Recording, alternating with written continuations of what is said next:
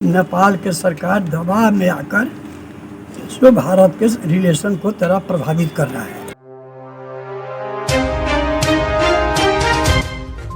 नेपाल के पूर्व राष्ट्रपति रामवरण यादव का मधवापुर प्रखंड के केरवा गांव रिश्तेदार के यहां आने के बाद भारत नेपाल का संबंध एक बार फिर मजबूत होते दिख रहा है, जिसको लेकर भारत नेपाल मैत्री संघ के अध्यक्ष के मिश्रा ने हरलाखी में प्रेस वार्ता कर कहा, भारत नेपाल का संबंध वैदिक युग से रहा है। हमारा संबंध बिजली के तार से नहीं बल्कि खून के तार से जुड़ा हुआ है, जिसे कूटनीति के तहत बिल्कुल ही खत्म नहीं किया जा सकता।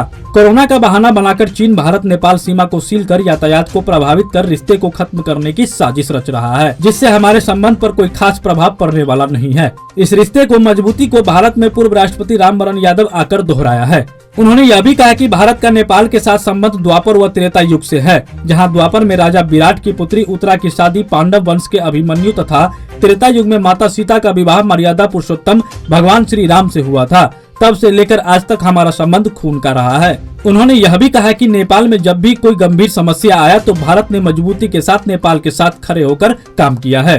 भारत जब ब्रिटिश के अधीन था उस समय 1847 से 1951 तक सिर्फ 5 व 3 सरकार भी चला।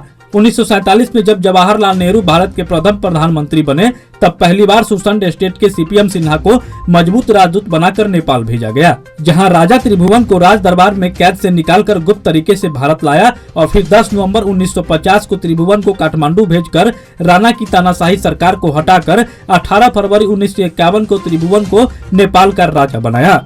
इसलिए किसी देश में एक मजबूत सरकार की जरूरत होती है और नेपाल की वर्तमान नई शेर बहादुर की सरकार से अपेक्षा है कि पहले भारत के साथ संबंध को बेहतर बनाएंगे, क्योंकि कूटनीति से भारत और नेपाल का संबंध खत्म नहीं होगा। दोनों सरकार भी अगर चाह ले तो हमारे संबंध को खत्म नहीं कर सकता है। भारत और नेपाल का संबंध मजबूत है। मौके पर पिंटू सिंह, शंभू कुमार, अरविंद कुशवाहा, सोनफी महतो समेत अन्य लोग भी मौजूद थे।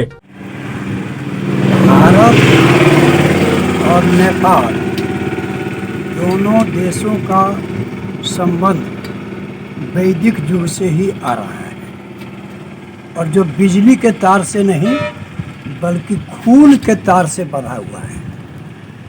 द्वापर में राजा विराट की पुत्री उत्तरा का विवाह अभिमन्यु से हुआ पांडव वंश। उसके बाद त्रेता में जगत जननी सीता का विवाह राम जी से हुआ। इसको डिप्लोमेटिक रिलेशन के द्वारा नहीं नापा जा सकता। तो डिप्लोमेटिक रिलेशन का विषय भारत और नेपाल में नहीं है।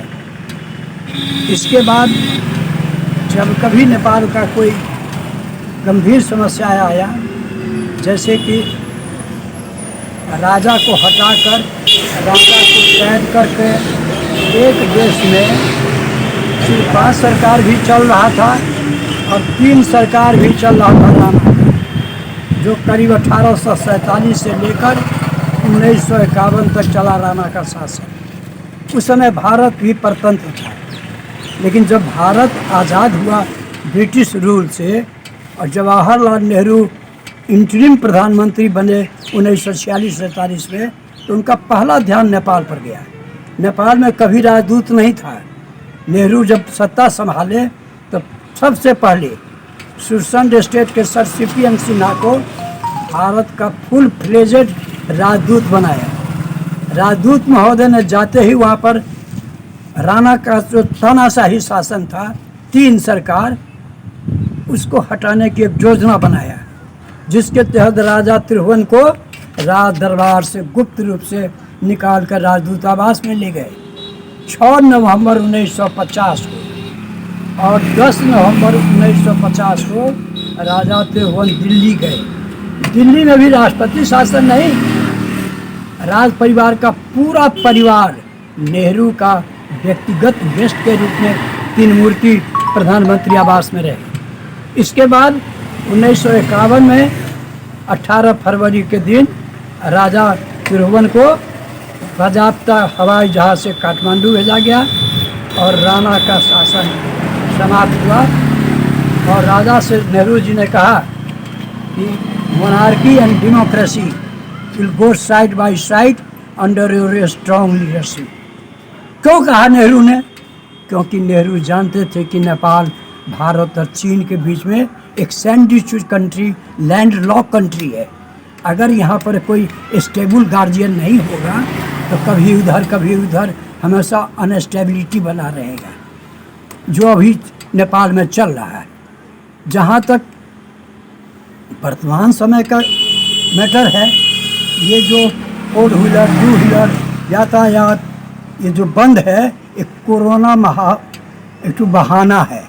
इसका सीधा मतलब है कि चीन का प्रेशर है कि जब भारत और नेपाल दोनों चीन से के बराबरे है तो फिर भारत से विशेष संबंध क्या है? यही है विशेष संबंध कि 1.5 करोड़ आबादी जो नेपाल का है उसका खून से रिश्ता है भारत के साथ, जो चीन से होगा। कल हमारे यहाँ पूर्व राष्ट्रपति राम वरण जी आए और मिल करके लोगों से गए, ऐसा चीन जाएंगे? ये खून का रिश्ता है हमारे भारत और नेपाल के बीच में, जिसको मिनिमाइज करने के लिए धीरे धीरे इस विशेष संबंध को तोड़ने के लिए यातायात को ठप कर रहा है नेपाल सरकार, ताकि नेपाल के लोग भारत में नहीं संबंध बनाना चाहेंगे और भारत का लोग नेपाल में बेटी रोटी का संबंध नहीं करना चाहेंगे। इस प्रकार से एक षड्यंत्र है कि स्पेशल रिलेशन जो भारत और नेपाल के बीच में है, फ्री ट्रांजिट जो है दोनों देश के बीच में, कनाडा और अमेरिका की तरह, यहाँ सिस्टम नहीं है, कोई वीसा सिस्टम नहीं है, जबकि चीन के साथ है। इसलिए चीन दबाव देता है कि जब भारत और चीन दोनों नेपाल के लिए बराबर है तो फिर चीन को वो सुविधा क्यों नहीं है? इन्हीं सब कारणों से नेपाल के सरकार दबाव में आकर जो भारत के रिलेशन को तरह प्रभावित कर रहा है। आप इसलिए ये जो नई सरकार है शेर बहादुर देउपा की, हम अपेक्षा करते हैं कि प्राथमिकता के आधार पर उनको पहले भारत के साथ संबंध बनाना पड़ेगा। आप भारत नेपाल मैत्री संघ के अध्यक्ष हैं जी। इस नाते आप दोनों देश के जो जनता है उनको क्या कहना चाहेंगे, क्या संदेश देना चाहेंगे? हम जानना चाहते हैं और जानते हैं कि दोनों देश की सरकार चाह कर के भी भारत और नेपाल के संबंध में करार में कुछ नहीं कर सकता। वो डिप्लोमेटिक कूटनीतिक आधार पर चलने वाला नहीं है। दोनों देश की जनता अपने फैसला लेगी। इसका सबूत तो कल ही मिल गया है कि हमारे राष्ट्रपति जी, पूर्व राष्ट्रपति राम वरण जी आए हैं और लोगों से मिल करके गए हैं। क्या चीन वैसा जाएंगे? वो किसी दूसरे देश में इस प्रकार से जाएंगे? तो ये विशेष स्पेशल रिलेशन का मैटर नहीं तो और क्या है? इसलिए भारत और नेपाल का जो रिश्ता है, इसको कोई देश कूटनीतिक दांव पेच से प्रभावित नहीं कर सकता।